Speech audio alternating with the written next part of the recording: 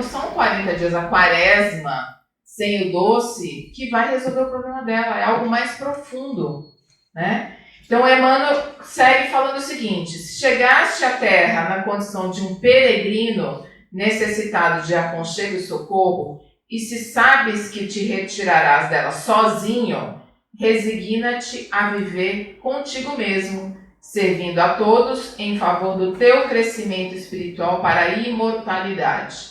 Eu vou repetir essa frase que eu grifei. Resigna-te a viver contigo mesmo. Porque todas essas mudanças que nós precisamos fazer, nós precisamos pausar e observar. Qual é o meu vício? O que me algema a isso? Como essa moça. Por que ela continua consumindo algo que ela sabe que pode matá-la? Nós não fazemos isso na nossa vida? A gente não repete e fica naquela roda de samsara? Eu gosto muito dos mestres indianos, porque eu estudo Ayurveda, e eu peguei aqui uma frase do Swami Vivekananda. Quando as coisas são o fim e Deus é o meio, nós estamos vivendo o materialismo. Quando Deus é o fim e as coisas são o meio, nós começamos a viver a espiritualidade. Entende o que ele está falando aqui? Que hoje nós negociamos com Deus. Nós não fazemos mudanças, nós juntamos, né? Fazemos esse conchavo de falar assim: Deus, eu vou ser uma boa pessoa, me dá tal coisa. Mas você não faz a mudança para você ser uma pessoa melhor.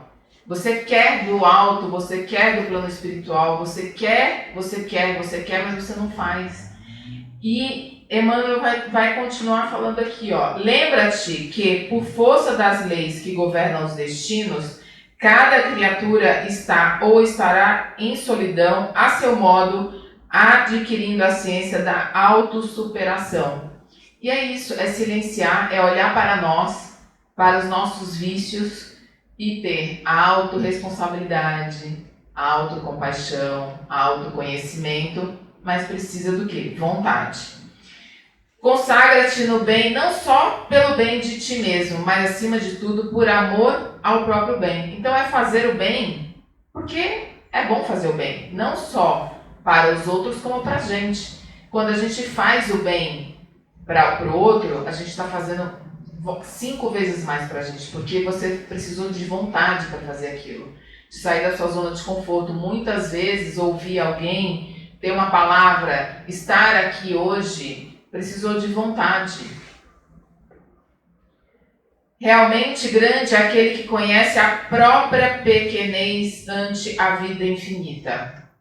Nós somos apenas uma gota no oceano. Eu posso estar falando aqui para vocês. Talvez para alguns faça alguma diferença, para outros não.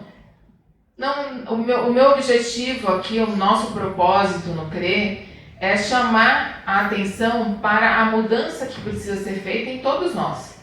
Não é porque eu estou aqui falando que eu sou melhor. Não, se eu estou com essa lição é porque eu preciso me autolibertar de alguma coisa, de algumas coisas, né?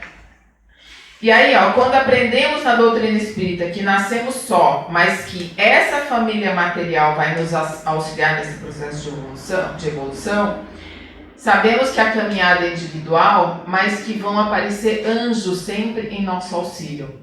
Não podemos esquecer que até Jesus, na sua caminhada pelo Calvário, carregando a cruz, apareceu um desconhecido para ajudar ele a carregar a cruz. Então, esses anjos que aparecem na nossa vida, na nossa caminhada, para dar uma aliviada na nossa cruz, fazem toda a diferença. E muitas vezes nós nem agradecemos, nem percebemos essas pessoas, o quanto elas nos ajudam. Não te imponhas deliberadamente afugentando a simpatia, não dispensará o concurso alheio na execução da tua tarefa. Jamais suponha que a tua dor seja maior que a do vizinho, ou que as situações do teu agrado sejam as que devem agradar aos que te seguem. Nunca devemos menosprezar a dor do outro, a gente nunca sabe o que o outro está passando. Hoje, nesses tempos de redes sociais, né, que todo mundo mostra só tá tudo bonito, todo mundo viajando, todo mundo bonito, a pele maravilhosa, a vida perfeita, família Doriana, né? Mas a gente não sabe o que está acontecendo ali atrás, qual que é a dor da pessoa, o que ela está vivendo. Então, nunca devemos desmerecer a dor do outro para enaltecer a nossa. E ele fala aqui mais uma coisa muito interessante.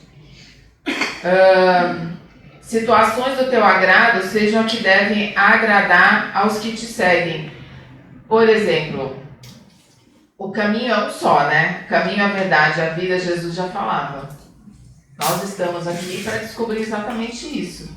Mas existe só um caminho? Não.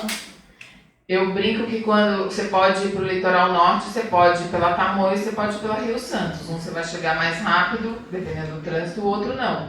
Assim, vários caminhos levam ao mesmo lugar. Desde que as pessoas que estão com você, os seus familiares, escolham o caminho dele, não queiram impor o seu caminho. Nosso primeiro impulso quando você começa no kardecismo é querer trazer todo mundo, né? Nossa, vocês têm que ir lá, é o máximo. É muito legal, é tudo bonitinho, é uma paz, eu fiquei tão bem. Tá, mas aquela pessoa talvez não esteja preparada. Quantos anos você demorou para chegar aqui, para estar aqui, né? Então, deixa cada um no seu momento. As famílias brigam, né? Você tem que ir lá. Não tenho que ir nada. Cada um no seu momento, né, professora? Desanuvia a mente cada manhã e segue para adiante na certeza de que acertaremos as nossas contas com quem nos emprestou a vida e não com os homens que a malbarataram. Ou seja, nós não devemos nenhuma explicação ou nenhuma raiva tem que ficar entre o nosso coração e aquele que nos ofendeu. Não devemos guardar mágoas. Quando Emmanuel fala que desanuvia a sua mente, me lembra muito do que Santo Agostinho fazia todos os dias antes de dormir. Ele fazia uma reflexão de como havia sido o dia dele, quem ele ofendeu, a quem ele encontrou, se de repente ele não distribuiu um sorriso, se de repente ele não foi tão simpático, que no dia seguinte ele iria se refazer, reparar algo que tinha faltado nesse dia. Então, o que Emmanuel fala aqui é que nós não percamos tempo, né? Façamos a nossa parte, às vezes vamos errar, às vezes vamos acertar, não vamos agradar todo mundo. Jesus não agradou, né? Quem somos nós? Quem sou eu para querer agradar todo mundo? Deus me livre. Então, deixe que a realidade te auxilie a visão e encontrarás a divina felicidade do anjo anônimo, que se confunde na glória do bem comum. Aqui, como anjo anônimo, eu trago mais uma vez aquele rapaz que ajudou Jesus a levar a cruz no Calvário, que ele foi um anjo anônimo, que ele carregou com Jesus durante toda a Via Crucis, aquela cruz caindo, apanhando, enxugando a lágrima dele, carregando, indo até que Jesus estava na cruz e ele não aguentou ver, porque durante todo aquele percurso ele olhava nos olhos de Jesus e sentia o que ele estava sentindo. Aprende a ser só. Mais uma vez Emmanuel falando para a gente que nós temos que silenciar para ouvir, olhar para dentro para entender, aprender e ter a vontade de fazer a mudança. Tomar a decisão.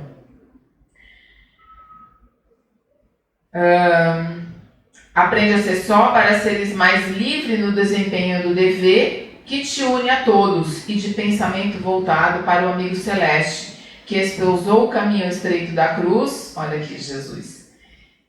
Não nos esqueçamos da advertência de Paulo quando nos diz que, com alusão a quaisquer patrimônios de ordem material, nada trouxemos para este mundo e manifesto é que nada podemos levar de material. Caixão não tem gaveta, né? Você não leva nada. Mas no nosso coração, nos nossos sentimentos, nós podemos levar a certeza de ter feito, de ter cumprido a nossa missão. E aí no Livro dos Espíritos, Kardec vai perguntar na questão 150b o seguinte: a alma nada leva consigo deste mundo? Aí os Espíritos vão responder: nada, a não ser a lembrança e o desejo de ir para um mundo melhor. lembrança cheia de doçura ou de amargura, conforme o uso que ela fez da vida. Quanto mais pura, mais compreende a futilidade que deixa na terra. Olha que bonito, né? Então, quanto mais pura, quanto mais vontade de mudar, de melhorar, de se auto-resolver, auto-libertar, porque é se libertar daquilo que nos trouxe de novo aqui. Você vai mais leve. Né? Você consegue deixar algumas pendências aqui, não carregar com você, mas conosco, né? Porque eu faço parte desse time. Então, nós estamos com 2 livros novos, que a Adriana até leu semana passada, esse aqui, do Chico, Hilárias e Sábias Lições de Chico Xavier, e chegou esse outro aqui, de Emmanuel para os Médiuns, tá? Eu vou ler uma história aqui, que eu já contei essa história, mas eu adoro, porque ela é ótima, e ela encaixa aqui na nossa lição, para finalizar. A resposta de Emmanuel. Algum tempo atrás, eu estava muito doente, achando que fosse desencarnar, pois de fato estava passando muito mal. Quase não tinha ânimo para continuar trabalhando. Emmanuel então apareceu e começamos a conversar. Ele disse que eu deveria voltar ao trabalho. O senhor não está vendo que eu não estou passando bem? O coração está perdendo o ritmo. Aí Emmanuel fala, mas ainda não perdeu. Ele me respondeu, é melhor você desencarnar trabalhando. Mas o médico disse que eu posso desencarnar a qualquer hora. Todos haverão de desencarnar a qualquer hora. Volte ao trabalho. Gente, todos nós podemos desencarnar a qualquer hora, né? Então eu perguntei a Emmanuel, se eu desencarnar, o senhor me espera? Ele disse, eu não posso prometer, porque tenho muitas ocupações. Mas se acontecer de você desencarnar, procure o centro, porque lá tem muitos espíritos de plantão. Então a gente já sabe para onde ir, né? Porque Emmanuel falou para a gente ir para o centro. Então, uma boa tarde, com muita vontade de sermos cada dia melhores. Obrigada.